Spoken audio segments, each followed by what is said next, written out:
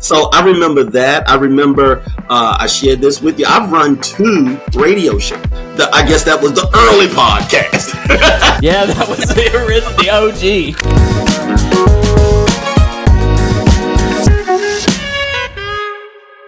Hey everybody, welcome to another episode of Podcasting with Influence, powered by Influencer TV, where we are empowering entrepreneurs and aspiring podcasters to do what they love and get in front of the audience that they really want to be in front of, right? So today I have an awesome guest, Mr. James Worthy. He's the owner and founder of Team Cani Marketing Group and a national speaker. And he's got a ton of experience he's going to share with us that I think is going to be really useful for our audience of business owners, entrepreneurs, and so on.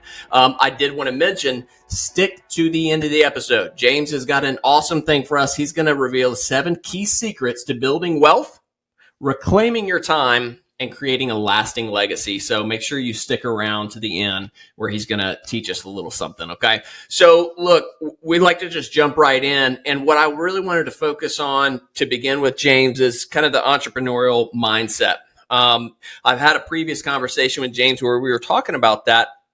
And it's really a different mindset, right? The entrepreneur, that they got a certain mind, right? And when he was getting started, he told me this phrase or this story, and it kind of stuck with me. He said, man, when I was just getting going, I thought I had a successful business just because I was making money, right?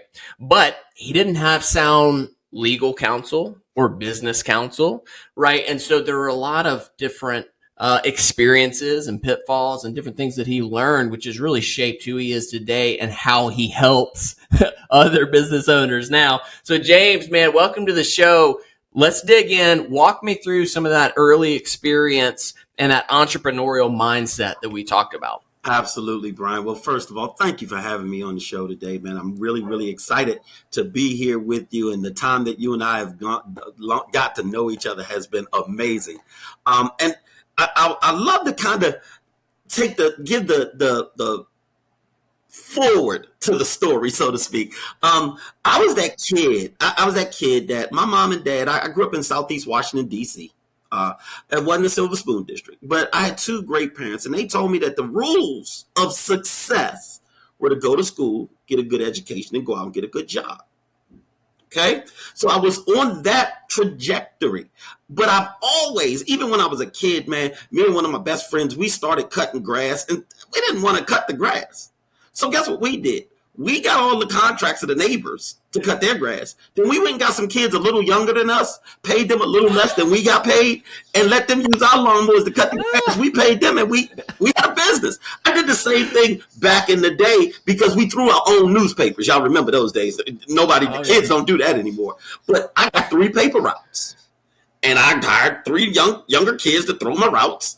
And I paid them less than I made. So I've always been in that front. So I went off to college, and I was blessed to go to Penn State University. But I got educated on how to be a good employee.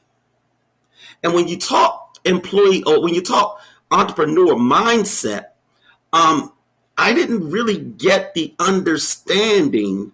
Even though I was majoring in business, I understood how to run businesses. I did all of that. But being the owner is different than running someone else's business, because they put structures in place and they tell you, we need you to do this, do that, do the other. And you come in and you follow that. You don't have to create that usually from jump. So I got started in business. I got out of school, and I tell people I couldn't find a good job. That's what I tell people. I'm being honest with you, Brian. I'm a bad employee. I want to be in charge. So I came out and I asked my mom and dad after I was in school years to get a 4-year degree. Okay. I was that kid who went a little bit longer than I was supposed to. That's right. But I came home and I told my mom and dad I wanted to start my own business. They let me move back in the house, and I started a traditional consulting company. I found a gap in the market, and I started speaking to that gap. And it took a lot of different turns, but I ended up in this world of business consulting with nonprofits and services that are serving men coming out of prison, coming out of substance abuse recovery, and trying to get back into the job market. And I got into this consulting world, and people are hiring me or writing contracts to. Man, I don't have a business. I had a name and I got a business card. That's how so many people. I came up with a name and had a business card. People writing checks directly to James Worthy, not to the business. I'm co-mingling money with the bank account.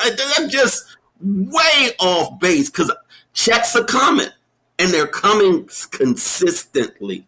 So I'm like, yo, I'm a businessman. I'm rolling. But if you came back to me, you asked me for business structure, you asked me for business documentation, wasn't happening. Now, I was lucky that at that time, getting a business bank account was a little more simple than it is today. So I was able to get a business account, almost like a regular checking account. So because I said C/O James Worthy, any checks that came to me, whether it was in a business name or my name, I could put it right in the account. So that again was one of those things that I didn't do it right. I just got it done. And I started building this business. And like you said, I did not have sound business counsel. Everybody in my circles were employees. But my dad was probably the one, rest his soul, he was probably the one that got me on this path because my dad always had these side hustles. I mean, I remember being a teenager and my dad, he was working at Orkin. He quit Orkin and he started his own pest control company. Then I remember at time my dad had his own catering company. I mean, and I was the guinea pig employee at all of these companies. But I saw that hustle. I saw that, you can do it on your own thing and even make money, but it never blossomed. It was really, so I knew how to hustle, so to speak. And I laugh because I tell people hustle in my world is a good thing, not the bad hustle. But I would hustle. And I got out there and I ran into a contract issue where I didn't have anybody review the contract. I read it. I thought it was good, but I didn't have any expert advice. And that contract went bad. Yeah, I was about to say, I see where this is going. $11,000 bad. I got help. I got stuck with the bag. That's when I found out real early. You need good accountants. You need people who tell you, who can coach you in business. And boy, do you need a lawyer. Yeah, that's right. Woo! And in today's age, that's only, oh my gosh, amplified about 1,000 times, right? You need a lawyer for anything nowadays. So that started my understanding of finding these things, and I was blessed. Found great accountants, found legal services, found a lot of things, and the business grew. It grew. It grew, and the mindset that I had to get from was one: I already understood ownership, which simply means if anything goes wrong, it's on you. You're willing to take the full responsibility. Here's where I see a lot of entrepreneurs that are ready to get started but nervous. They're not quite ready to bank on themselves. That means if you win, it's all you. If you lose, it's all you. That's that entrepreneur's business owner mindset. And I coach a lot of people in that space today because the way business is today, you don't have to go as all in as maybe 10, 15, 20 years ago. I've been in business now 30 years. So, back then, if you wanted to do it, you almost had to go full time to make things work. Now with all the internet, the technology, people can do a business and make it look like it's a multi-million-dollar corporation doing it full $5 a week after they get off work. Right. Yeah. That's the beauty of where we are and with podcasting. That's why I'm so excited when we met, because you are showing people. I look back, and I shared this with you. I look back at my years in business and the things that I've done, the putting your ads in the yellow pages. Yeah. Hey, man, and you know what? I delivered those at one point in time, right? I'm sure I saw it. I was loaded up my 4Runner, was driving around, tossing on people's doors, you know? So I remember that. I remember I shared this with you. I've run 2 radio shows. I guess that was the early podcast. Yeah, that was the original, the OG. And the cost and the needing to go to a studio and having and getting paying a radio station to let you be, oh my God, it was crazy expensive. And all of these things. And I continued over these 30 years to really see that there are so many pitfalls for that person who is wanting to transition.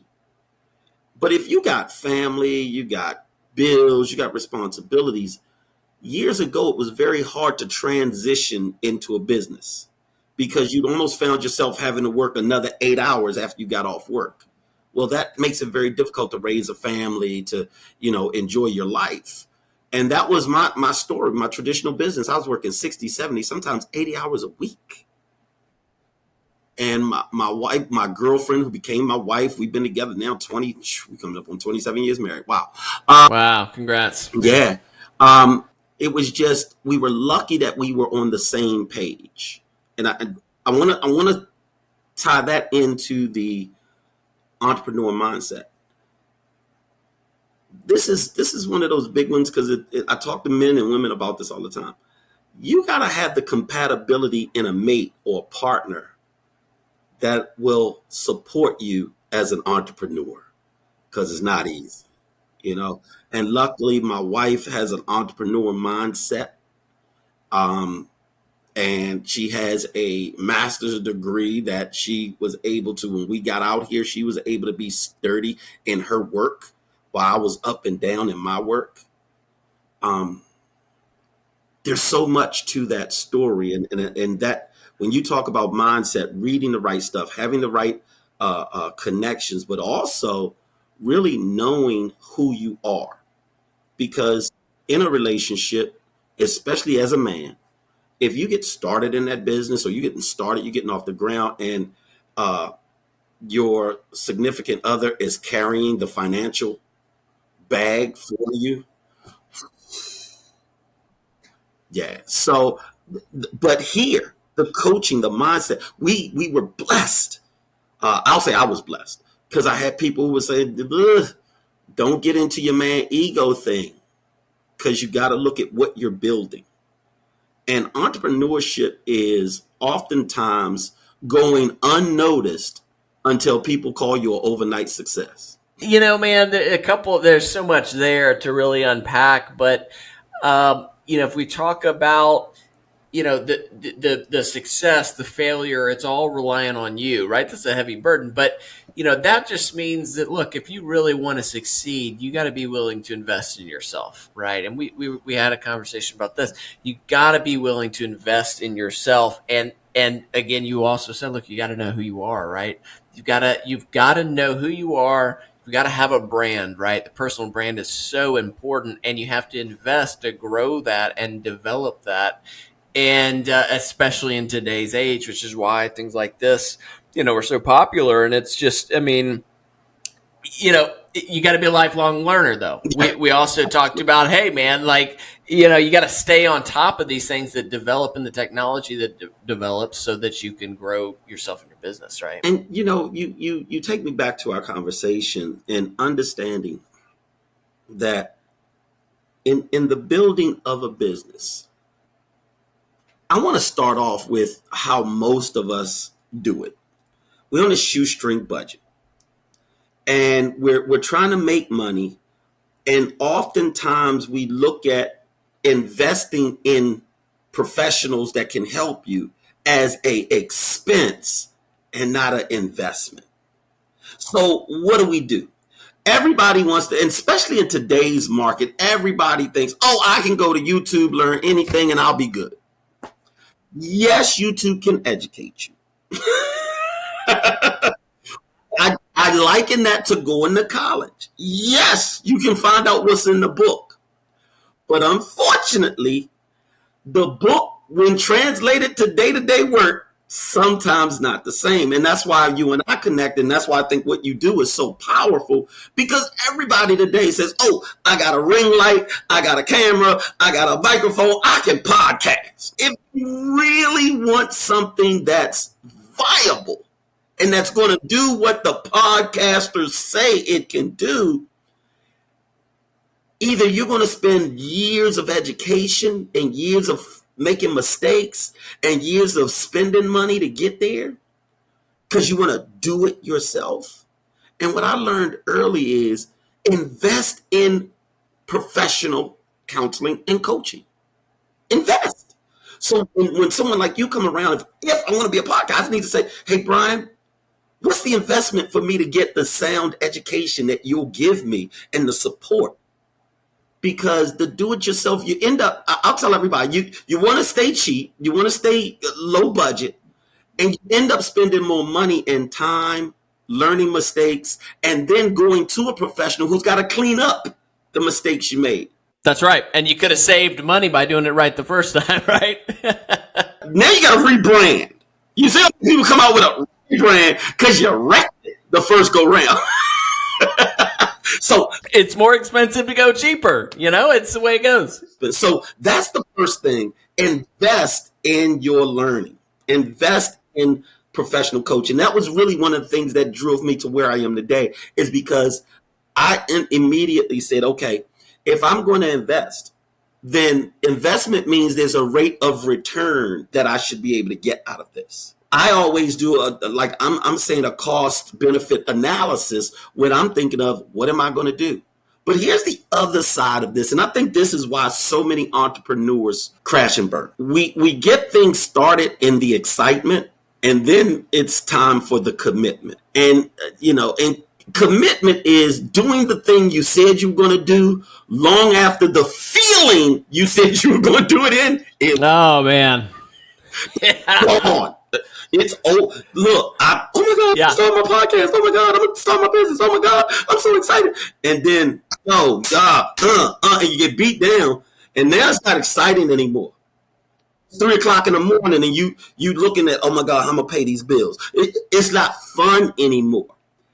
That's when it's clear. And I know something like business owner, entrepreneurship. I talk to people who start franchises. I talk to people who want to be independent real estate agents. I talk to people who want to be independent insurance, or maybe to get into a networking business or whatever business. And they say, it didn't work for me. Those systems work across the board.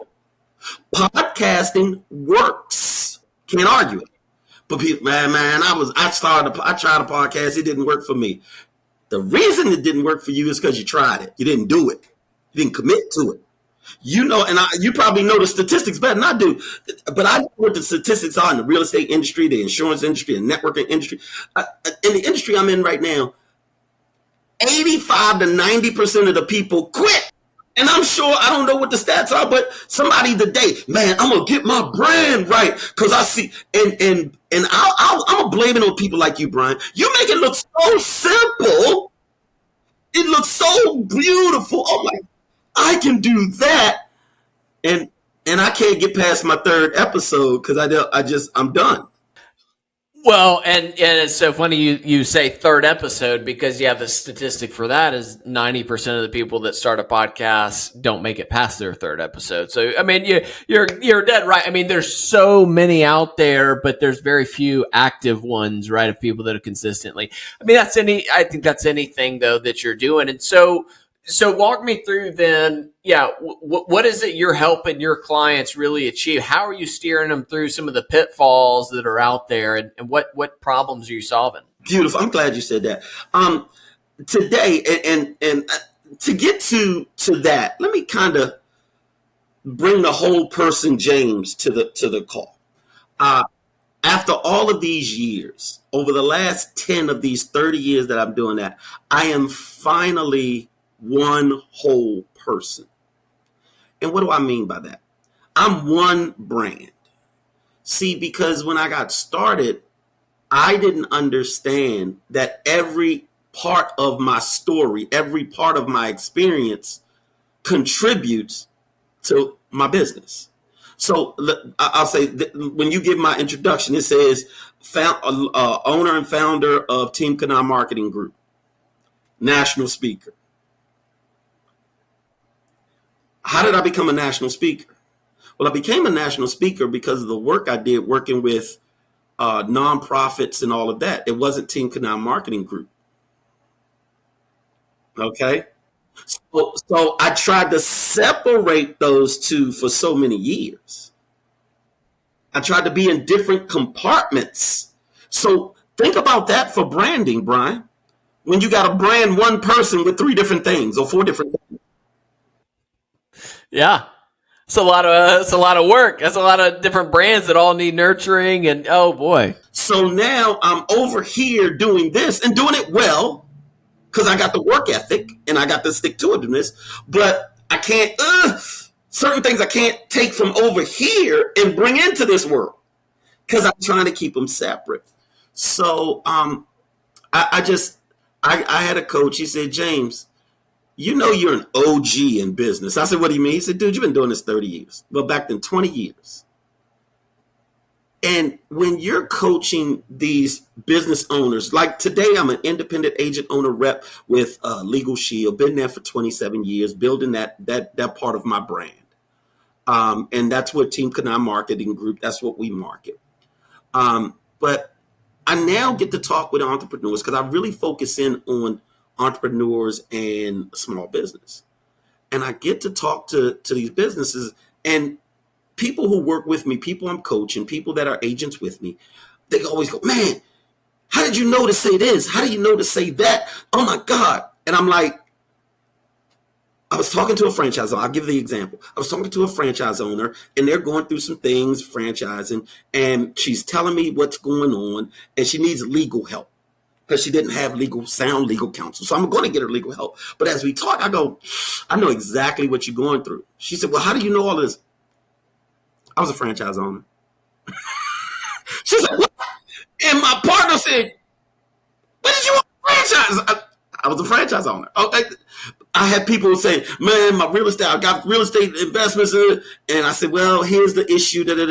Here's how you can get help. They said, how do you know all this? I own three rental properties in Baltimore. Because as an entrepreneur, if I see an opportunity, I can invest in it. If you get your money right, you can do things. And that's my whole brand. So to this gift I want to give away at the end, I had to really find out how to create a lasting legacy and bring all of this together. Today, people see me speak on stages for the federal government around responsible fatherhood and employment development or economic stability. Where does that come from? That's the work I was doing 30 some years ago. But is it relevant today? Yes, because families today need support. When you got kids who are being had out of wedlock, you got child support issues, you got all of that. What does that all come back to? Legal issues. So I say all of that to help people understand today I am what I like to call a supporter of entrepreneurs in business. Because even if the traditional services that I have, legal services, identity theft protection services, commercial services, CDL protection services, even if those aren't what you need today, because of the network of business partners I've put together, I'm able to support your business. So I'm not here to make money, just make money off of you as a client. I want to give you the support. Like I shared with you before we started the day. Good friend of mine, very successful entrepreneur. She owns, franchises. She's been written up in news, and she wants to get into coaching and helping women entrepreneurs. And she's got all these ideas. And she said to me, this is what she said. God said, call you. And I said, well, geez, what did I do now? People say God said, call me. They come in and say, James, stop doing crazy stuff. But no, she said, God said, called you. And I said, what's going on? We laughed and joked. And she said, I'm not happy. I was like, girl, you're flying all over the country. She said, I'm not happy.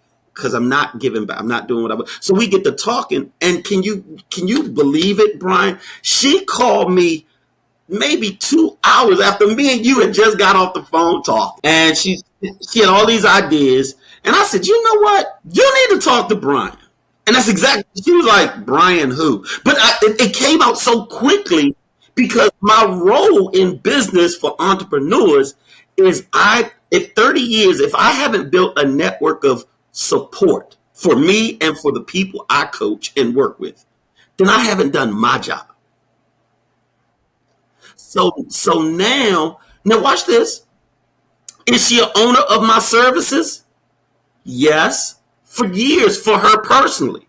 Is she an owner for my services for her businesses? No, not yet. But I don't have to go sell her on that, because what I want is for her to do what she wants to do, and then say, hey, that's a whole nother arena. You may want to add these services I offer to protect that asset you're building. Yeah. Yeah, it makes sense. I mean, it's all kind of connected, right? And man, I love that. You're definitely a natural connector in that sense. I mean, it's so I would just mention to anybody that's watching this, man, if there's any of these, I mean, James, you have so much experience, but if you're an entrepreneur, you need to just connect with James at the very least. Shoot him a DM on LinkedIn, just connect with him, be part of that circle, because who knows, man? I mean, he's interacting with so many people. You may have a service that one of his clients could use, right? You just never know how it works, and man, it's so cool. Well, look, we're running out of time. So look, I know everybody's waiting to hear. Tell us about these 7 keys, man. Give us the lowdown. Bring us some value. Well, the first thing I want to do, and I want everybody to know, if you do connect with me on LinkedIn, you don't have to try and write all this down and take notes, because I know we're wrapping up. But I was blessed to do a project with my wife, and we wrote I like to call it an e-pamphlet. It's not even a book. It's an e-pamphlet. Okay.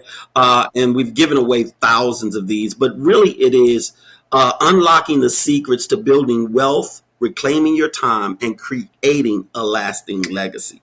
And some of the key things in the book is understanding what building wealth is. And I get into the secrets, because a lot of times we get caught up in how much am I making, but it's not about how much I make, it's about how much I keep. And we really kind of delve into what your money experience is, because it's hard to build wealth without the right money experience. How much? See, I grew up in a time of we can't afford it. So my relationship to money early in my business life was I'm trying to hold on to every nickel because I can't afford it. Okay. So until I was able to open that up, wealth couldn't build, because you can't grab more if your hand's closed.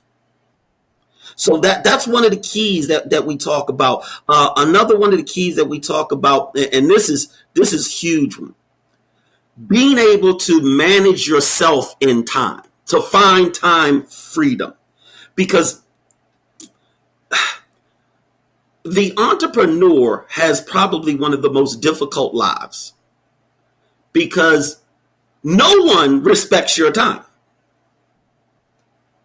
If Brian is free to be at home or to be where he wants to be when he wants to, his family doesn't give him the same respect as if he had a boss over his back who said, get here at 9, you don't get off the 5, and you can't use your phone. So time management is a misnomer. How you manage yourself in time is really what it is. So I really talk about time management and business building and setting your life up based on a schedule. Most of us are struggling with that. So that's one of the keys we get into it. Talking about building a legacy. That's a key ingredient to something that can go beyond you. Businesses, a lot of people out here trying to make money just to make money. But there's a bigger mission. We talk about that and how to unlock that in your life. The other one is how to really do this and manage cost. Not about how much you make, about how much you keep. And we get into that. One of the keys is getting the support and the training and really understanding what is a coach, what is a mentor. Two different things. And what is an advisor? Advisors don't tell you exactly what to do. They advise you on your options. You've got to have coaches that can say, this is a good decision because they know you. And a mentor can say, here's where it will take you because I've been there. And that might not all be the same person. So we get into that, man. And we get into the other one about adaptability and flexibility. Because you said it, and I'm going to just leave it there because people can reach me. I know we're wrapping up. People can reach me. I'll give you a free copy of it. Just DM me on LinkedIn. But here's the thing I want to leave with. For those of us who are entrepreneurs, who are what I call seasoned, you see on the podcast, guys, I'm showing you gray in this hair. I've been around a minute. My son was just out with me the other day. He says, geez, Ted, everybody knows you. He's 23, and he was amazed that everywhere we went, somebody knew me. But here's the thing that I'm going to caution everybody. Don't get to a point where you think you know everything, even about your industry or about the way business is done. Because I'm going to say to us who've been around 10, 15, 20, because there's hopefully a couple of older, seasoned entrepreneurs listening. Listen to the youth that is following you. Because the businesses that they're creating, the things that they're creating are changing your business, whether you want to agree with it or not. Give an example. Podcasting is changing my business, whether I want to be a podcaster or not. And if I don't learn that industry or learn how to use it or support it, I will be out of business. And people don't believe that you can go out of business if you've been around and doing well. Well, ask Kmart how that worked. Oh, man. Yeah. Right. Blockbuster.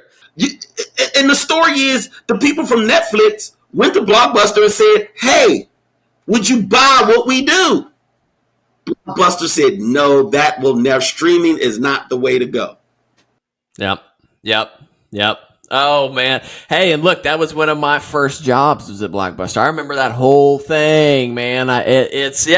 Didn't adapt, didn't want to look to, the future and just assume they were doing, the things that had given them success the day before were going to keep giving them success the next day after. And that's all they thought. It's not the way. And that's why, Brian, I want to, as we wrap up, this was, thank you for having me on. But the reason I wanted to be on here was to have time with you.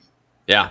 And because from the conversations we've had, just the education you've given, I don't want to be the dinosaur that watches Brian when he was here to say, hey, have you thought about it? I don't want to look up 5 years from now and the legacy I'm building is dwindling because I didn't at least get educated about this new platform, because it's radio 2.2. It's radio TV 2.2. Okay. It really is a extraordinary way, but you got to learn it. And I don't have time to go through all the pitfalls and learning that you've already done. And that's what I tell people. Why are you on Google trying to figure out what some attorney has already trained on? Why are you online trying to figure out what some tax person has already? Why are you so enamored with trying to know or learn it when you have an expert that can show you? So I thank you for being that expert that showed me 30 years in the game, I can still get better. So thank you for having me, buddy. I appreciate it. Man, that's powerful. Look, thank you. It's really my pleasure. Thank you for spending the time with us today. Man, I know my audience is going to love this. I mean, there's so much value you bring to the table. So I just, again, real quick, as we wrap up, guys, I want to encourage you, please connect with James. Even if it's just to say hello, say what's up, and get his gracious free gift. do it, man. It will be worth it. So that is all the time we got for you today. James, we'll probably have you back on again, man. There's so much more we can get into.